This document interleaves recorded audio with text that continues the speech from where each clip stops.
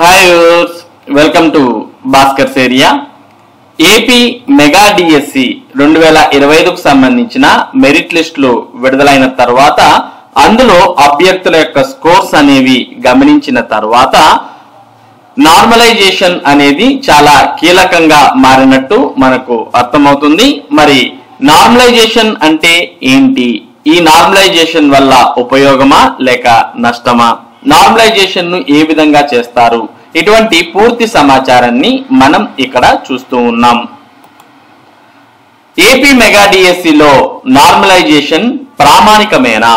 Mega డిఎస్సిలో మరో twist, అభ్యర్థుల్లో సందేహాలు, ప్రామాణికత లోపిస్తే నష్టమంటున్న నిపుణులు. మెగా డిఎస్సి 2025 ప్రక్రియ తుది అంకానికి చేరుకుంది. ఈ నెల 22న మెరిట్ జాబితా విడుదలైంది. ఇక ధ్రువపత్రాల పరిశీలన, ఆ వెంటనే తుది జాబితాను ప్రకటించడమే మిగిలింది. అన్ని సజావుగా సాగితే సెప్టెంబర్ మొదటి వారానికల్లా రాష్ట్ర వ్యాప్తంగా 16,347 మంది కొత్త ఉపాధ్యాయుల నియామక పత్రాలు అందుకుంటారు. అయితే ఇప్పుడు ఓ సందేహం అభ్యర్థులను వెంటాడుతోంది. అదే నార్మలైజేషన్ ప్రక్రియ. అసలు ఏమిటి నార్మలైజేషన్? ప్రస్తుతం పోటీ పరీక్షలన్నీ ఆఫ్లైన్ కంటే ఆన్లైన్ లోనే ఎక్కువగా నిర్వహిస్తున్నారు. అభ్యర్థులు ఎక్కువగా ఉన్న చోట పరీక్షను ఎక్కువ సెషన్లు లేదా షిఫ్ట్లలో చేపట్టాల్సి వస్తుంది.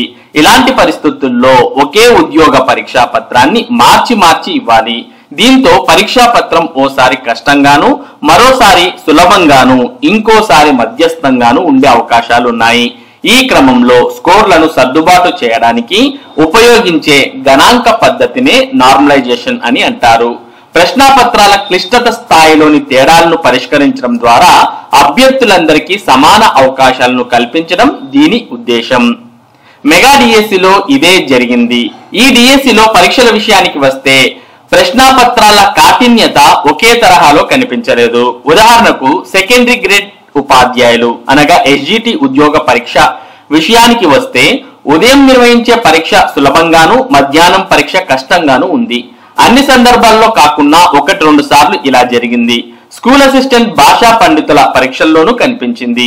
దీంతో ఉదయం రాసేవారంతా ఎక్కువ మార్కులు వస్తాయని, రెండో పూట రాసేవారు తక్కువ మార్కులు వస్తాయని అప్పట్లో వాపోయారు. ఈ నేపథ్యంలో DSC convener MV Krishna Reddy normalisation ప్రక్రియను చేపట్టారు. దీనిపై అభ్యర్థులు పలు సందేహాలు వ్యక్తం చేస్తున్నారు. సర్దుబాటులో తేడా వస్తే సులభమైన పేపర్లు రాసిన అభ్యర్థుల్లో కొందరికి సగటు సామర్థ్యాలు ఉన్నప్పటికీ కఠినమైన పేపర్లు రాసిన వారి కంటే మెరుగ్గా రాణించినట్లు కనిపించవచ్చు. పరీక్షా పత్రాల సంక్లిష్టత దృష్ట్యా స్కోర్ల సర్దుబాటు ప్రక్రియ ఏ మేరకు ప్రామాణికంగా ఉంటుందోనన్నది అభ్యర్థుల అనుమానం. ప్రతి సెషన్లో స్కోర్ల పంపిణీని విశ్లేషించడానికి సగటును ప్రామాణికంగా తీసుకుంటారు. అభ్యర్థి స్కోర్ను అదే సెషన్లోని ఇతర అభ్యర్థుల స్కోర్లతో పోల్చరు. ఈ పోలిక అటు ఇటైతే అభ్యర్థుల భవితవ్యానికి ముప్పు వస్తుంది. నార్మలైజేషన్ తో నష్టమే. నార్మలైజేషన్ ప్రక్రియ సజావుగా చేపట్టాలి. ఏ మాత్రం పొరపాట్లు తలెత్తినా ఉద్యోగ అవకాశం చేజారే ప్రమాదం ఉంది. దీనిపై ప్రభుత్వం పక్కా ప్రణాళికతో వ్యవహరించాలి. సరైన జాగ్రత్తలతో నార్మలైజేషన్ చేపట్టాలి అని ఎం గడూరు శ్రీకాకుళం జిల్లాకు చెందిన స్కూల్ అసిస్టెంట్ సోషల్ స్టడీస్ 6వ ర్యాంకర్ ఎస్ శ్రీకన్య అభిప్రాయపడ్డారు. అలాగే ప్రోగ్రామింగ్, డేటా ఇన్పుట్ అనేవి క్రమ పద్ధతులు జోడించాలి. అప్పుడే సరైన ఫలితాలు వస్తాయి. లేదంటే ఫలితాలు తారుమారయ్యే ప్రమాదం ఉందని విద్యారంగ నిపుణులు చీడిపల్లి దామోదర్రావు పేర్కొన్నారు.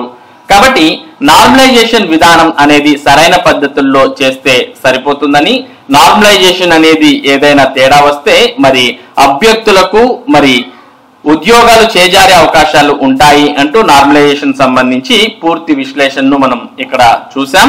మరి నార్మలైజేషన్ విధానంలోనే ఏపీ మెగా డిఎస్సికి సంబంధించిన మెరిట్ లిస్టులు తర్వాత ఫలితాలు అనేవి విడుదల చేయడం జరిగింది. మరి నార్మలైజేషన్ విధానంలో కొద్దిమంది అభ్యర్థులకు మార్కులు తగ్గితే మరికొద్ది మంది అభ్యర్థులకు గణనీయంగా మార్కులు అనేవి పెరగడం జరిగింది.